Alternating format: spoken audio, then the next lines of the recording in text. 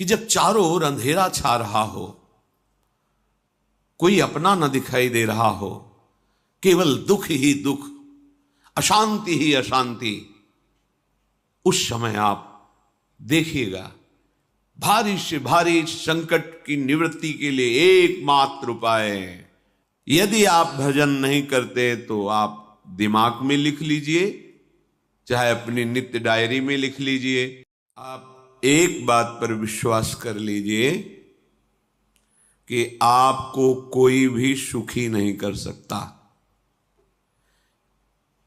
यदि आपको कोई सुखी कर सकता है तो आप हैं। बिल्कुल घनीभूत अर्थात ठोस बात है, इसे समझ लेना।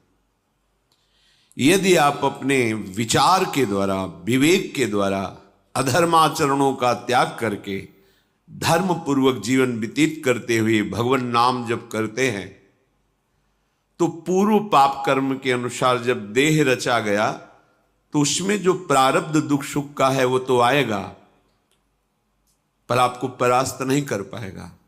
और आगे आपके लिए महासुख है जो दुख और सुख दोनों से परे है।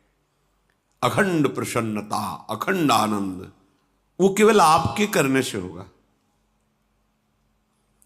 उपदेश मिल सकते हैं, मार्ग बताया जा सकता है, आपको सहयोग मिल सकता है, पर चलना आपको होगा। यदि आप नहीं चले तो ये कहीं भ्रम हो कि मैं कहीं जाऊं और मेरी दुख निवृत्ति हो जाए, तो इस भ्रम को छोड़ देना आप।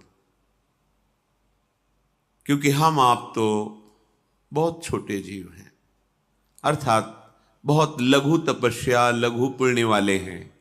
हम उन महापुरुषों की बात करते हैं जिन्होंने आजीवन ऐसा तप संचय किया, फिर भी उनके शरीर में भारी से भारी दुख देखे गए। ये दुख और सुख एक भ्रमात्मक इंद्रजाल है माया का, ना दुख है न सुख है। जैसे जो सपने सिर काटे कोई, बिन जागे दुख दूर न होई। ऐसे स्वप्न में तुम चक्रवर्ती सम्राट बन जाओ तो जगने पर तुम थोड़ी रहोगे, तुम जो हो वही होगे। हम भगवान के चिदानंद अंश हैं।